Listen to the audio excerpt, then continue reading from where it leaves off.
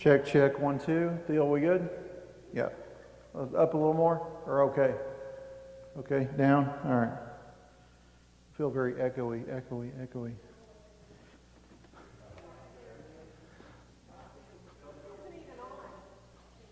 Must be a wire to the, something in the channel there. Something directly connected. We'll have to promptly report it to the proper people.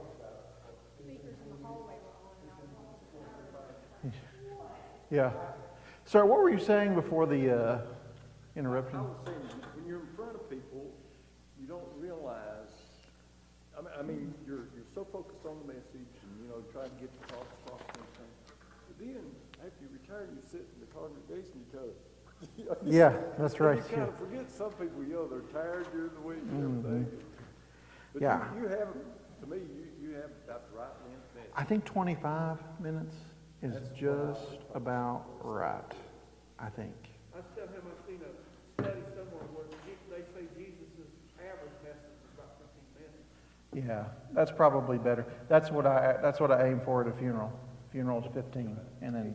Christian communion there in Wilbur on a different subject says, a husband cannot be in the car with his wife and his GPS at the same time. Was. It says man cannot serve two masters. I told Mark a joke before I came in here tonight, and I'm going to share it with you here. There's this website called Ship of Fools. It's like a British Babylonian Bee, if you're familiar with Babylonian Bee. And the British Parliament was actually going to outlaw any kind of religious jokes because it might offend somebody. So in honor of them working on that legislation, Ship of Fools held a contest for what was the funniest religious joke that you knew. So all these people share it, and this is the joke that won, okay? So a man's on a bridge about to jump off, commit suicide. Then the man walks up to him and says, "Wait, before you jump, just need to know, are you a religious man?" He says, "Yes." He says, "Me too." He said, "Jewish or Christian?" He said, "Christian." He said, "That's me as well." He said, "Protestant or Catholic?" He said, "Protestant." He said, "Me too." He said, "Now, are you Baptist, Methodist, Pentecostal? What are you?" He said, "Baptist." He said, "Oh, me as well." He said, "Are you Northern Baptist or Southern Baptist?" He said, "Oh, I'm Northern Baptist." He said, "Me too, me too." He said, "Are you East Coast Northern Baptist or Great Lakes Northern Baptist?" He said, "Oh, Great Lakes." He said, "Me as well. I'm also Great Lakes Northern Baptist as well." He said, "But tell me, do you subscribe to the Confession of 1859 or 1912? And the guy that was about to jump off the bridge said, 1912. So the gentleman that had approached him said, "Die, heretic," and pushed him off the bridge. Anyway, I thought it was funny. But I told that in Common Ground, and 2 people laughed. I was like, I should have saved that for the 9 o'clock service. But anyhow, I thought it was hysterical. Okay, Daniel chapter 6 tonight is where we're going to be. Perhaps one of the most famous stories from the book of Daniel, Daniel in the lion's den.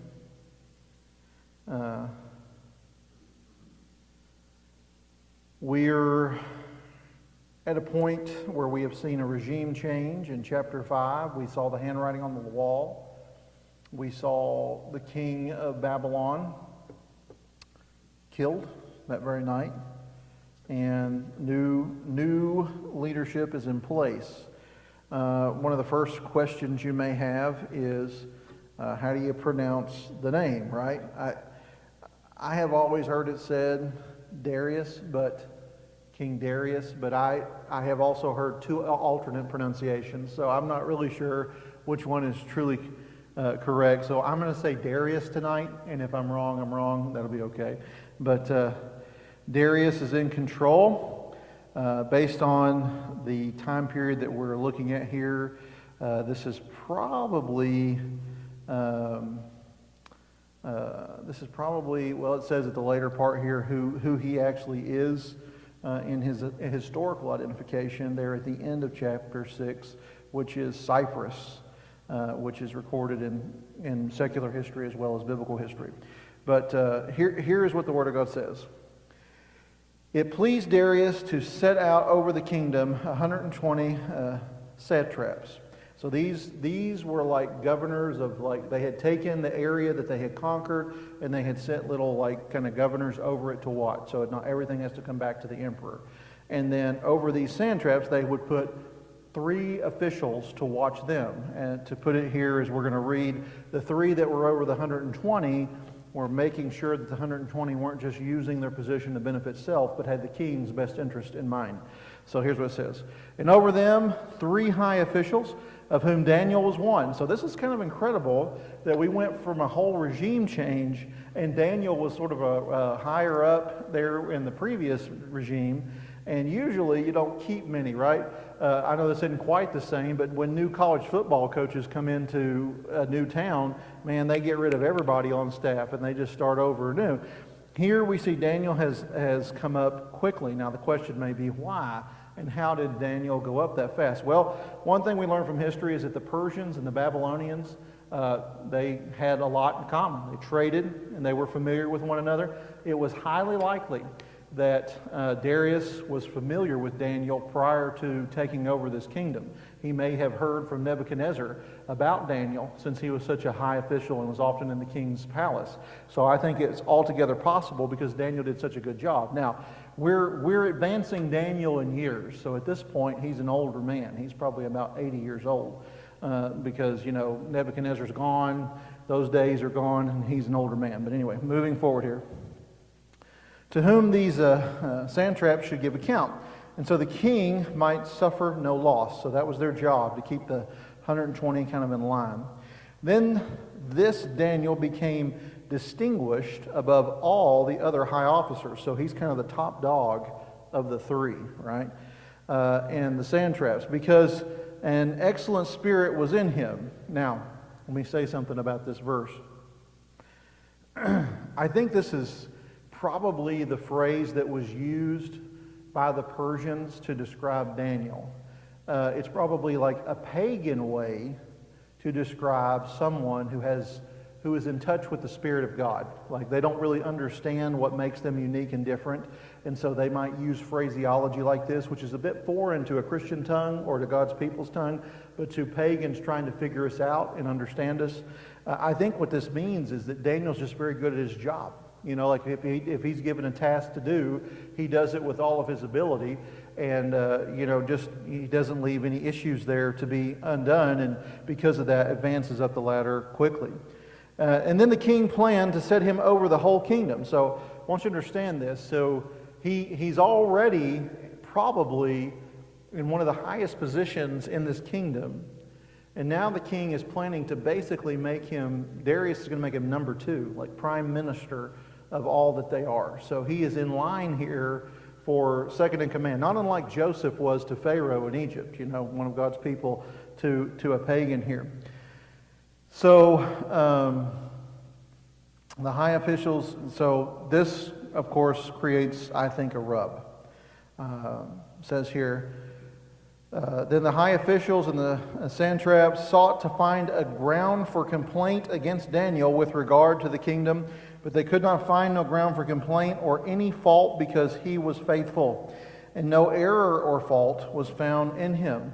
Then these men said, "We shall not find any ground for complaint against this Daniel unless we find it in connection with the law of his God." Isn't that amazing that even these pagan officials know that they have done their dirty work. They know politics inside and out.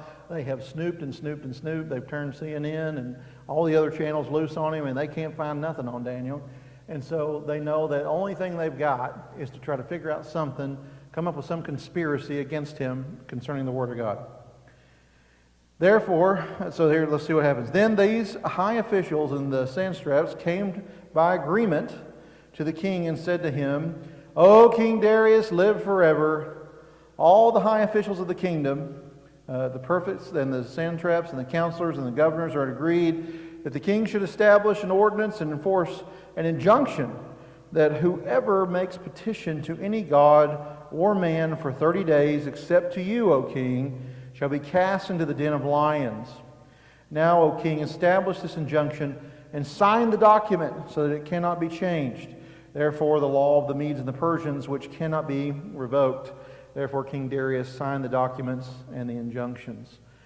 These high officials here, it's actually quite brilliant what they come up with here. They have figured out a way. They know Daniel's patterns. Remember what I said, they've been studying his life. They know he goes home. They know that he opens his windows. They know he prays towards Jerusalem's direction 3 times a day. And let me highlight something here, because this is important. And in many ways, I feel tonight I'm probably preaching to the choir.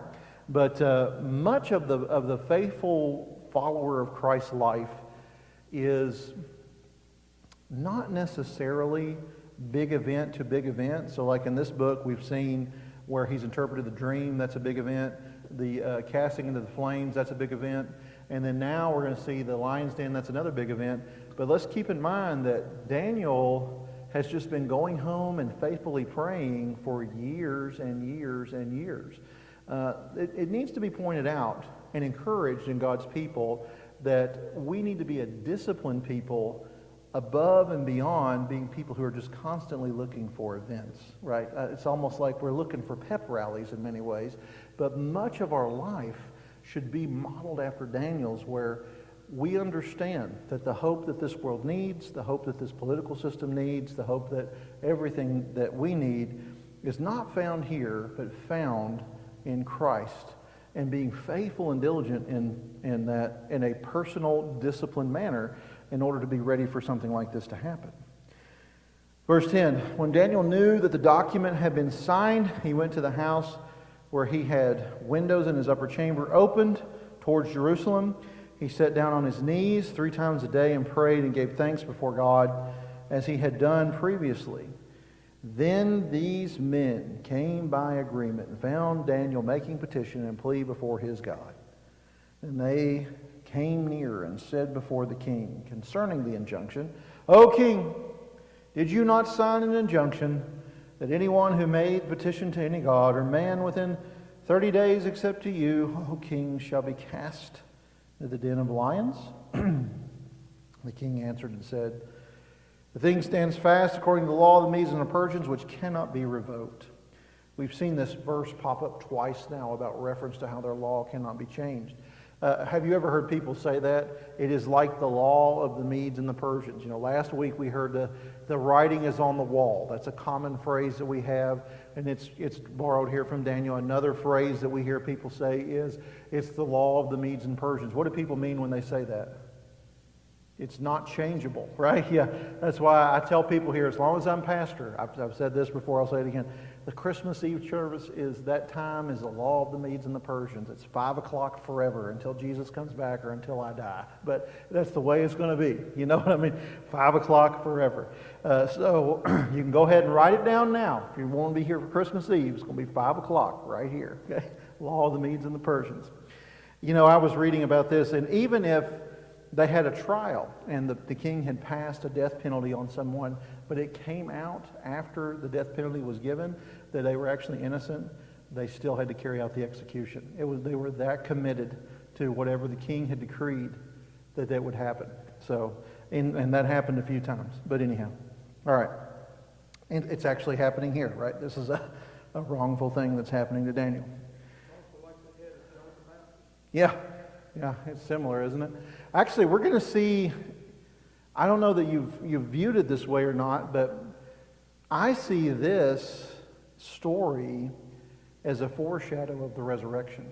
And I'll explain that in just a minute, but I really do. All right, so anyway, where were we? What verse was I just finishing there? 13, then they answered and said before the king, Daniel, who is one of the exiles of Judah. You can almost hear their snarl when they say that. He's an exile from Judah. You know what I mean? Like you can almost hear it in their voice as they say it to the king, sort of disgusted with it. Pays no attention to you, O king, or the injunction that you have signed, but makes his petition 3 times a day. Then the king, when he heard these words, was much distressed and set his mind to deliver Daniel. And he labored till the sun went down to rescue him. Then these men came by agreement to the king and said to the king, Know, O king, that it is the law of the Medes and the Persians, and no injunction or ordinance that the king establishes can be changed. And the king commanded, and Daniel was brought and cast into the den of lions. The king declared to Daniel, May your God, whom you serve continually deliver you. This feels familiar to chapter 2, was it 2 or 3, where they went into the fire. What is the difference, though, between Darius and Nebuchadnezzar whenever he's about to toss them in? Oh, yeah. That fire probably matched his rage, didn't it? Get him in there. Make that thing, what did he say, 4 or 10 times hotter? I can't remember. 7 times hotter. Stoke that fire up. He did it in a bit of anger. Hey, how would you describe the emotion of King Darius as Daniel's being placed into the lion's den here? He's grieved, isn't he? Yeah, he's troubled, grieved. It says here in a previous verse, he's tried to deliver him, right? I mean, he was about to set him over as number 2 prime minister. This is like, your right, I don't know how many of you all can relate to this or not, but, whoever your right-hand man or woman at work is, this is it. You know what I mean? This is the person you lean on and count on to get things done and get things done right. So another thing that I should mention here is that the Babylonians and the Persians had a little bit different view on gods of those nations that they had conquered. So the Babylonians, if you'll remember, they would go in and knock a nation down like Israel, and then they would plunder the temple and bring it back into their storehouse before their God there. And so they just had all the different ones, right there. They had the Israelites' gods plunder from their temple. They would have had, whatever, all the cousins that are right around there, and their false gods, the Ashtaroths and all these different false gods. But the Persians are actually, they're a little different, because they're going to allow them to worship the God that they conquered, and it's almost like a superstitious kind of there may actually be something in this from the Persian view. You know what I mean? They're a little more open to it than I think the Babylonians originally were. If you'll remember, it's going to be the Persians who's going to let them go back and rebuild, right? It's going to let them go back. So anyhow, so he's grieved, and Daniel is sent in there. You think he's also maybe a little bit hurt because he's been manipulated? Oh yeah, I think so. Yeah, I think he knows these little snakes in his administration have done this. Yeah. Yeah, they've manipulated him to get what they wanted. I don't think there's any doubt about that, yeah. That comes out later. Yeah, at the tail end of this chapter, there's revenge to be had, yeah. Well, what we would say is there's some reaping from this sowing that comes at the end, right? And then the king commanded that Daniel was brought and cast in the den of lions. He makes the declaration there, verse 17, and a stone was brought and laid at the mouth of the den. Isn't that interesting? It's almost like, remember, stone is laid at the grave of Christ. There's a parallel here. This is a foreshadow, right? And the only thing that should be on the other side of that stone is certain death, right? That's all that should be there. So, and the king sealed it with his own signet and the signet of his lords, that nothing might be changed concerning Daniel. Now, I don't know if you've stopped and thought about this verse before, but let me point out something with this verse, with the signet rings and the rock and all that. It's important. It's an important biblical detail, because you got to remember something here. If what would happen to somebody who tampered with this stone? They would be put to death. What do you think the king is thinking about putting a seal on this stone like this? He knows these little snakes in his administration have done this to Daniel, right? He knows that. So I think the king's thinking in the back of his mind, if by some means God delivers him, the God of Israel delivers him, I don't want these old snakes climbing down there and finishing him off when the lions wouldn't do it, So I think actually by putting that rock and that seal on the rock, he's actually protecting Daniel from not just the lions, but from the snakes in the administration. So, he only has to deal with one treacherous beast instead of a whole bunch more, 120, plus another 222 treacherous snakes there. Then the king went to his palace and slept, that night fasting. No divisions were brought to him, and he slept, and sleep fled from him. And I don't understand why verse 18 is about Darius. man, I don't care anything about what's happening with Darius right now. You know who I want to know about in verse 18? What is going on with Daniel behind the rock? You know what I mean? Like, what is it like down there? Like, are they like, does he get the strength of Samson? Is he punching him in the mouth? Like, what is happening right now? You know what I mean? He might be, yeah. He might be. Has he got him in a pile, just laying on him like a waterbed? I mean, what is happening with Daniel, you know?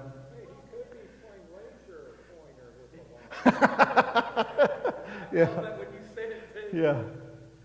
So.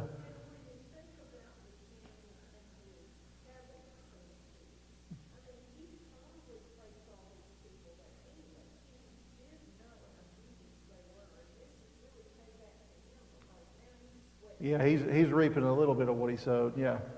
At least he knew he had one he could count on out of the 123 that we read about in the opening. But that one right now is life's in serious danger, which you can see why he's fretting through the night then. So, no doubt. Yeah. Then we just don't have any details. Like, it's just 18 to 19. It's the break of day. And I'm like, it's really, like, that's one thing I'm really hoping that I'll have the remembrance to know when I meet Daniel in heaven. I'm going to be like, dude, just tell me, what was it like when that rock sealed? And like, what happened immediately following that? Like, did they rush you? Did they just lay down? Like, what happened? You know what I mean? Because it's just a big question mark. But anyhow. All right, 19. Then at the break of day, the king arose and went to the house, in haste to the den of lions. As he came near to the den where Daniel was, he cried out in a tone of anguish. The king declared to Daniel, "O Daniel, son of the living God, has your God, whom you serve continually, been able to deliver you from the lions?" Then Daniel said to the king, "O king, live forever. My God sent his angel and shut the lion's mouth, and they have not harmed me, because I was found blameless before him. And also before you, O king, I have done no harm." So we kind of get a little detail about what happened in the hole, right? Like in the lion's den. By the way, let me just kind of make one point here. This was not an uncommon thing that rulers in the ancient world would have, a den of lions to execute people with. It was almost sort of like a social status thing, you know what I mean? Like, you had this pit of lions and you wanted to keep them hungry. I think there's another detail in Daniel about how they shred people to pieces.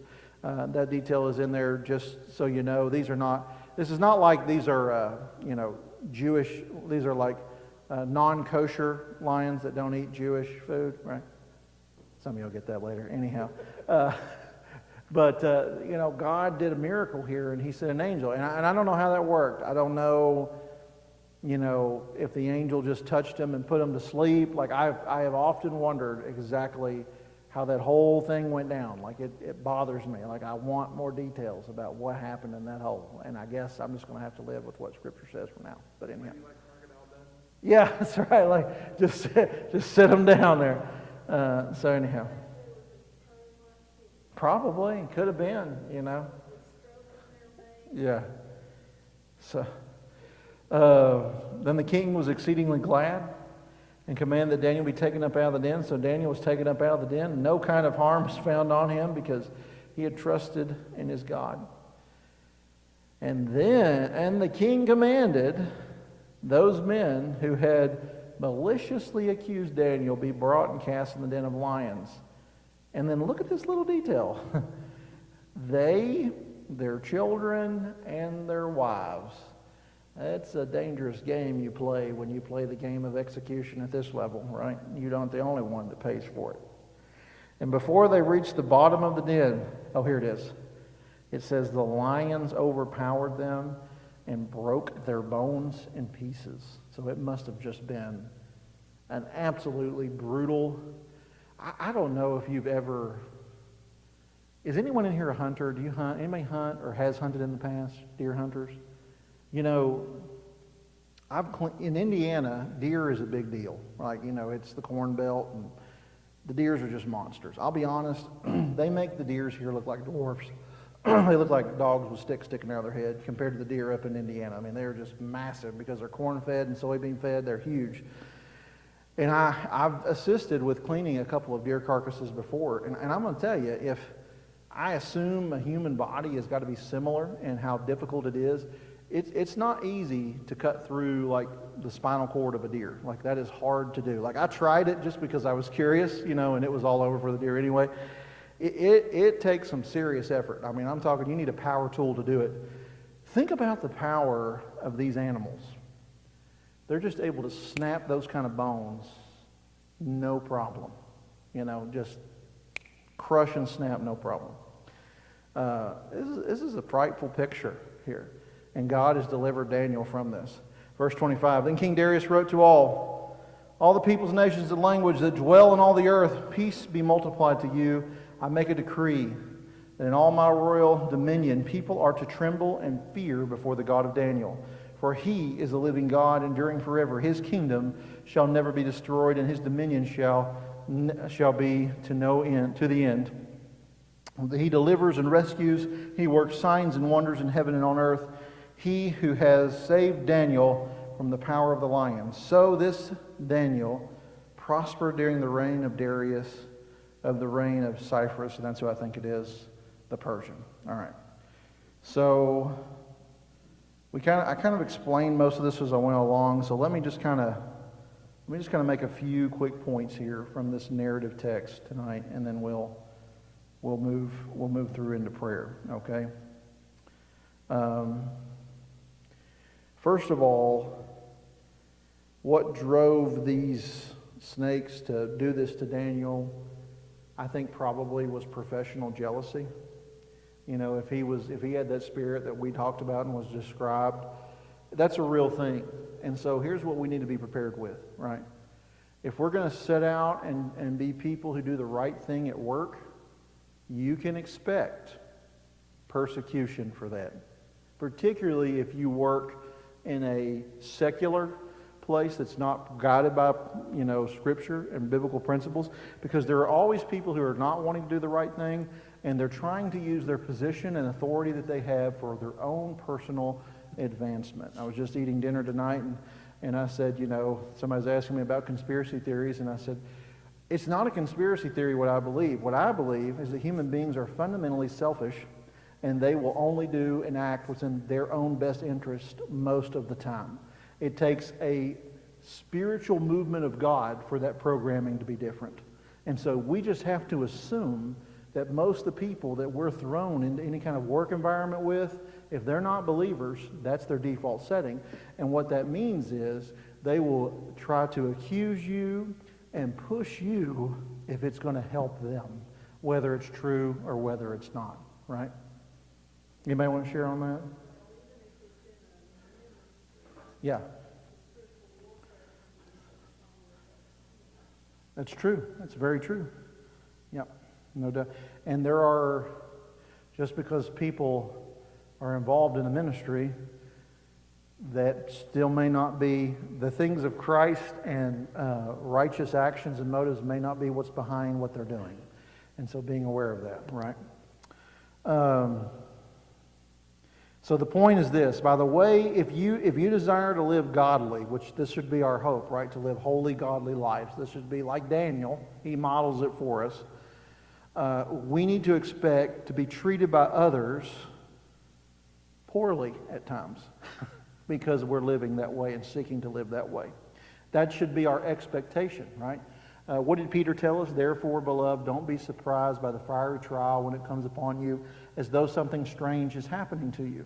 This kind of persecution, this Daniel-type persecution, is normative in the world that we live in because we live in a sinful, broken, fallen world. Notice here what they had to find on Daniel. They couldn't find anything on him to bring him down. Like he didn't have any dirty politics, no backdoor deals, nothing like they had. Because their assumption is Daniel's like them, right? He has problems like we do. He's got skeletons in the closet like we do. We'll find one of them and we'll knock him out of this position. What they have to do, though, is they have to find something that shows his loyalty to his God. When they look to that, they corrupt it. When they can't find something corrupt about him, they look to that, and they get Daniel in his own personal faith. And this is where we are in our culture right now. There's a lot of Christians that we can't compromise on our belief and exclusivity of Christ. We can't do that because of what Jesus said. We can't compromise on our sexual ethic.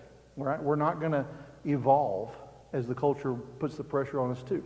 We believe that God made a man, God made a woman, and for His glory and in His image, and that's what it takes to reproduce and fulfill God's command. And that's affirmed by Jesus in Matthew 19 and by Paul in Romans 1 and in 1 Corinthians. So it's all over the place reaffirmed in the Bible. We can't compromise on stealing or lying. All these things we can't compromise on, but those who are our enemies know that, and they'll try to take advantage of that and put pressure for us to be done away with at times. So, yeah. All right. In Daniel, we see here a man who had some extraordinary events happen to him, but it was his daily disciplines and spiritual things that I think set him apart, right?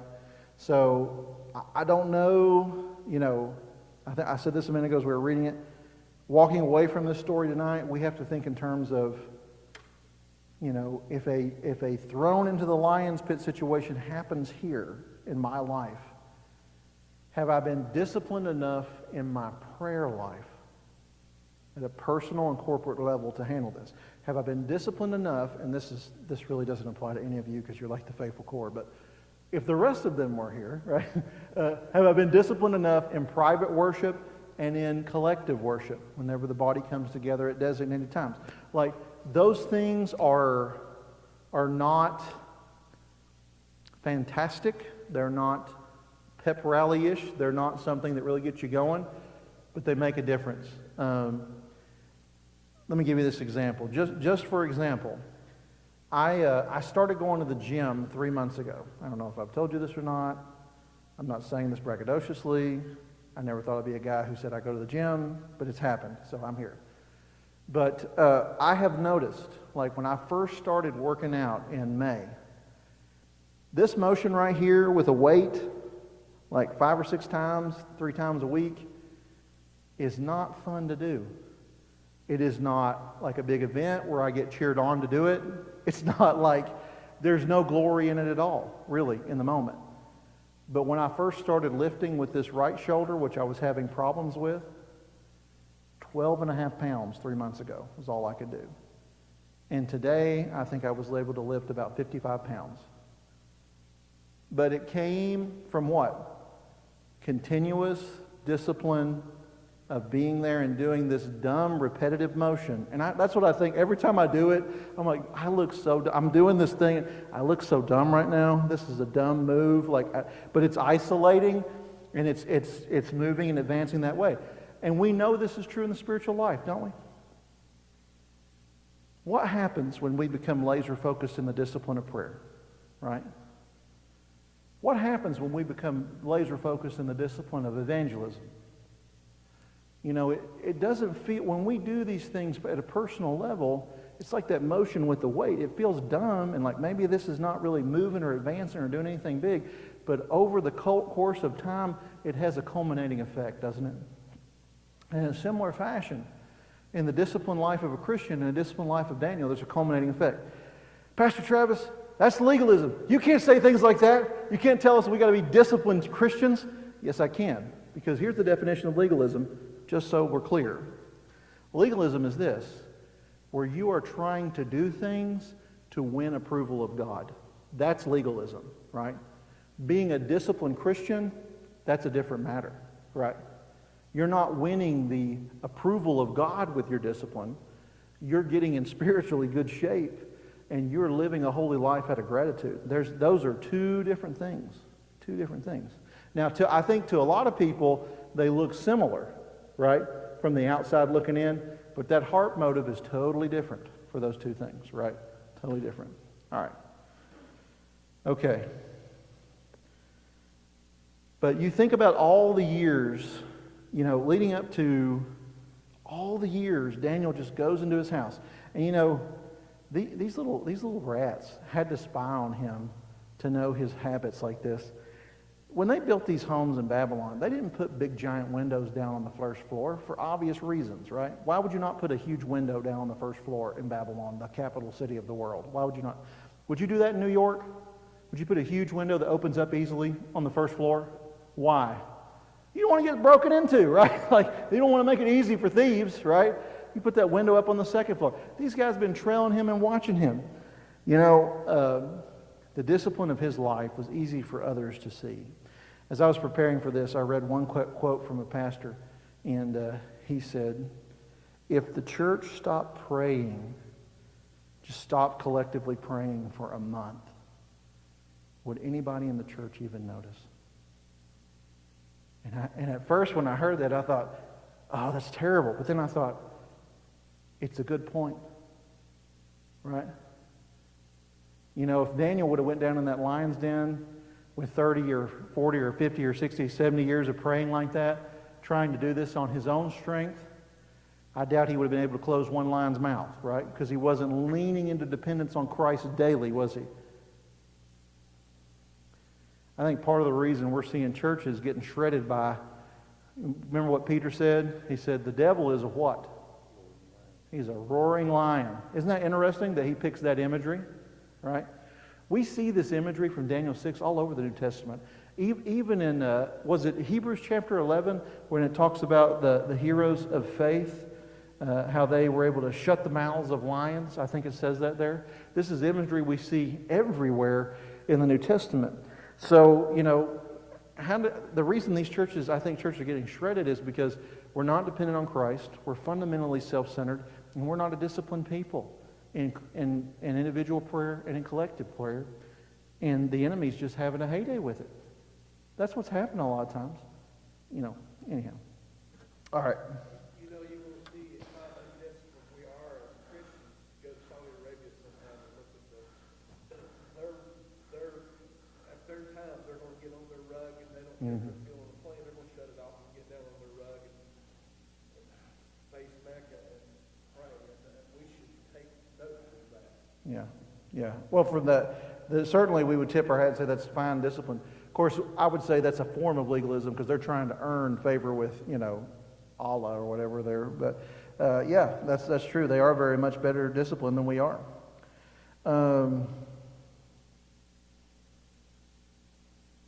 All right. Any other questions or comments here? I think we covered it pretty well, actually. Those are most of my notes here. My last point would just simply be this. When you know you're right and you're being persecuted and judged, trust God through that whole situation, because in the end, you'll be delivered through, right? You know, God took care of Daniel's enemies. Sometimes we are tempted to take care of our enemies on our own terms, but what does the Bible tell us? Leave room for God's vengeance, right? It's not ours to take. Because Daniel's not the one that threw him in the lion's den, did he? Of course, I've oftentimes wondered if Darius would have turned to Daniel and said, what do you want me to do with him? What Daniel would have said. Of course, it doesn't say that, but I've often wondered what he would have said. It probably ended the correct way. So, anyhow. You see the difference between Darius and Nebuchadnezzar. He got it. Oh, He yeah. got it from the start, so he had notes somewhere. Yeah, no doubt. Well, you know the people that he had. You know, when he took over Babylon, I'm sure the other counselors that were there told him about who Daniel was, and he was familiar with that God. He had heard stories, even in their trades and all that. So he was somewhat familiar. He seemed to get it better than Nebuchadnezzar ever did. That's a good point. All right. So that's my kind of main points tonight. So any other comments, questions? Great story. Love reading it. I fear that whenever we put this on final graphs for kids, there's something that we almost miss, because this is a very intense narrative, really. And you know, just like whenever the stone gets rolled away on the Resurrection Sunday, when the stone is rolled away, there Daniel is delivered from certain death. Christ returns from certain death. So many parallels to our faith and strengthening it here in this narrative. And I just love this. I love this narrative. I love it. It's great. So anyhow. You know, it says it's amazing that he wasn't there when they, second in command in this meeting with the king. Yeah. And he's not there. But then it says, they went behind his back. And then it says, now when Daniel knew that the writing was signed. So he knew what was going on. The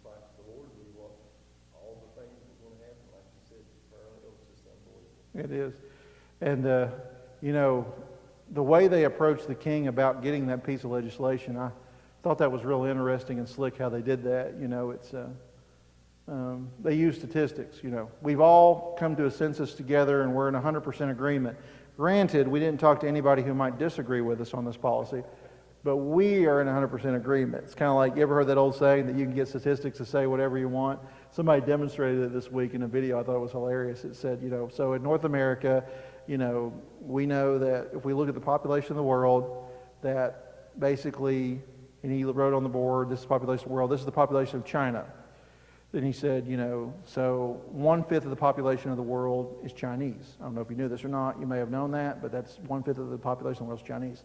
So that means if you have 5 children, odds are that your 5th child will be Chinese. So you can kind of take stats and twist them to whatever you want, right? And so they do that. They're masters at twisting stats to say what they want to say. So, what's that? Not the press. Yeah, exactly. I know, right? So this is not a recession. What are you talking about? That's not what recession's definition is. Speaking of Chinese, did you hear that China's recalling their new phone books? No. Too many wrong numbers. Oh.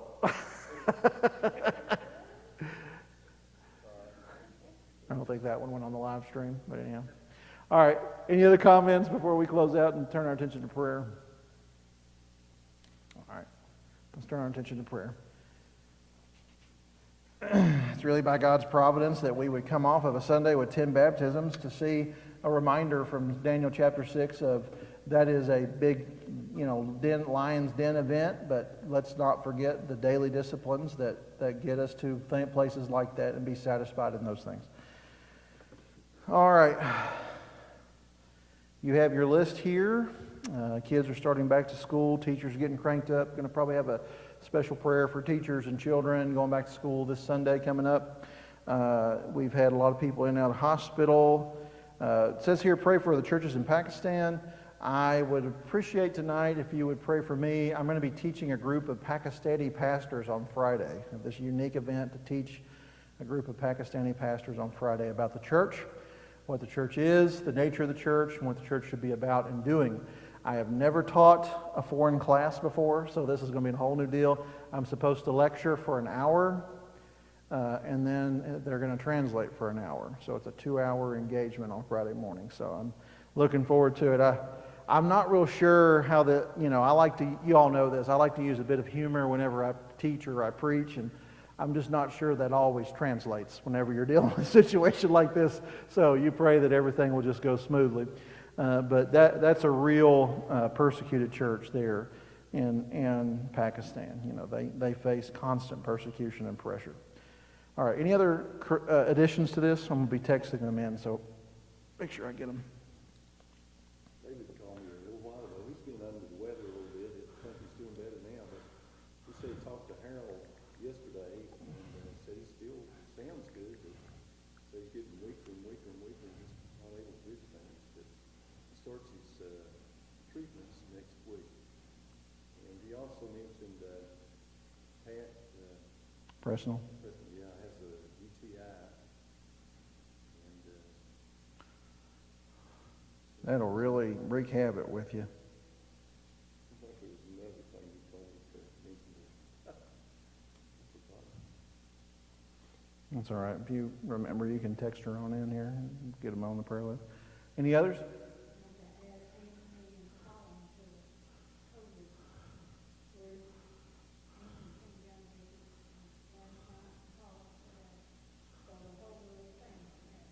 Mm.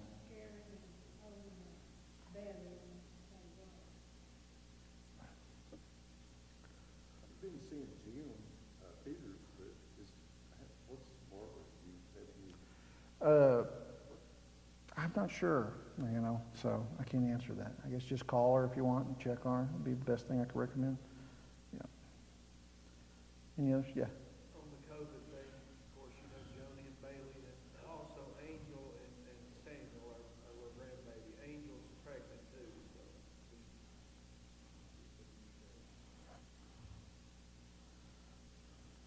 My parents have it, but they're coming out of it, so.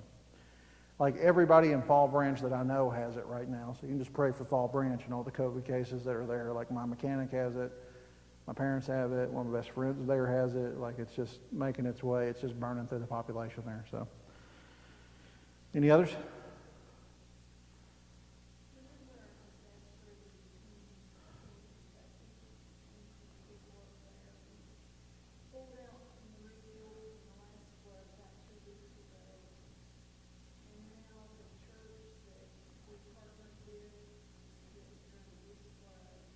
This one's awful.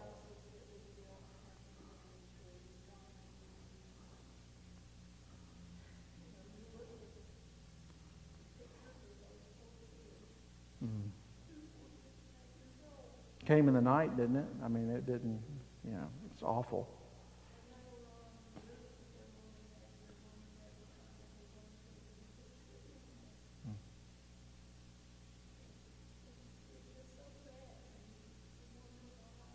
Mm. Mm-hmm. Yeah.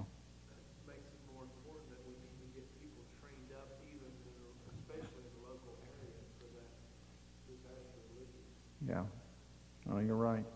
I need to call her. Thank you for reminding me of that. Yes. Because you can't go into the area. No, unless you're trained. Yeah. And that's actually one thing that Southern Baptists are best at is disaster relief response, right behind the Red Cross. Yeah.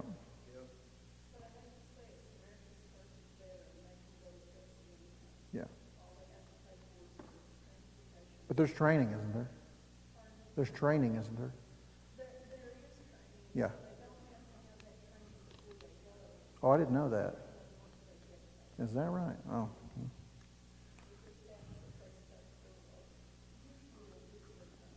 Yeah.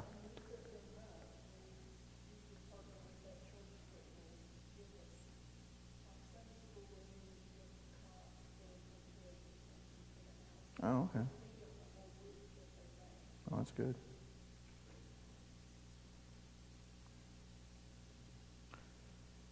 All right, very good. Any others?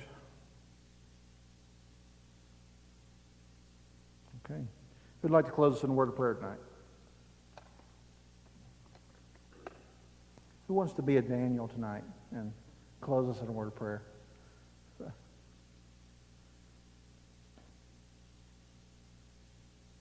You want to do it, Jerry?